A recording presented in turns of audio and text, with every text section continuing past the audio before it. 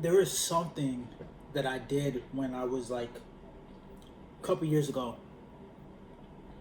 I would sit down and I would start thinking about these examples of these leaders that were in that are like massive. Like, why is Trump in power, or why is how did Jeff Bezos become a multi-billionaire? Right? I would just think to myself and kind of imagine how those steps went. How did Steve Jobs get to the point where he was like, "Hey, I need X, Y, and Z." And I remember I would read Think and Grow Rich, and I would see all these examples, and I would think to myself like, "There's a pattern here," and that's what I did. That's how I achieved what I achieved. I thought through the patterns. All of these leaders have patterns. What are the patterns? They're not emotional about their decision making. A decision has to be made. If the decision is the wrong decision, I'm not gonna say, damn, I lost, I failed. No. We're going to make this failure a better failure. Does that make sense? Like the concept of having an Apple product and saying, well, we failed. Or Elon Musk, and he was like, oh, we're going to shoot a rocket in the air. Oh, it blew up. Fuck. That's it, guys. They were never like that. It was like, I'm going to make this even better. So that's the kind of mindset that I adopted in allowing myself to say, hey, if I'm the social experiment, if I want to be internally the best version that I ever wanted to be, let me start dissecting the things that I'm not good at. Let me start actually seeing, well, I need to be more vocal about my points.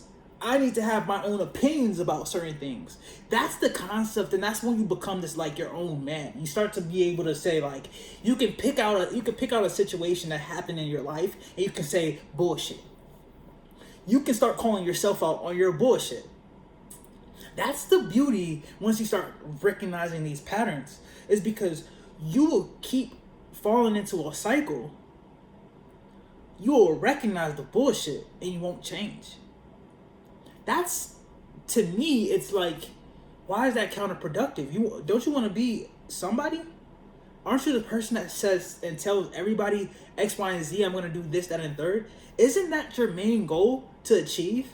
How many times have you let yourself down because you thought you weren't good? You thought you weren't enough? Those mindsets, those things that we put into our minds to be like, wow, I'm not good enough.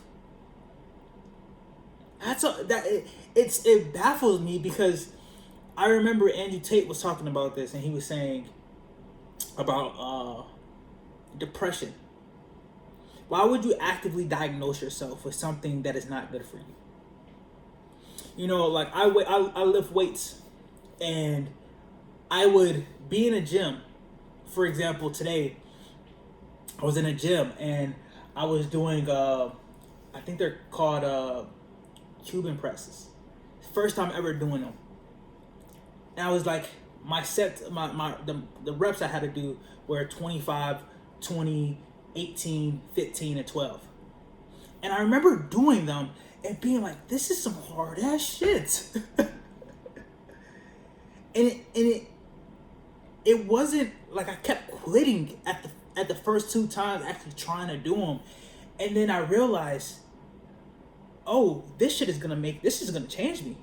This is gonna change my arms.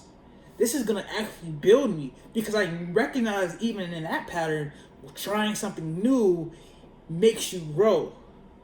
Hitting muscles that you never did makes you grow, because those muscles are now being flexed and moved in ways that it's never been touched before.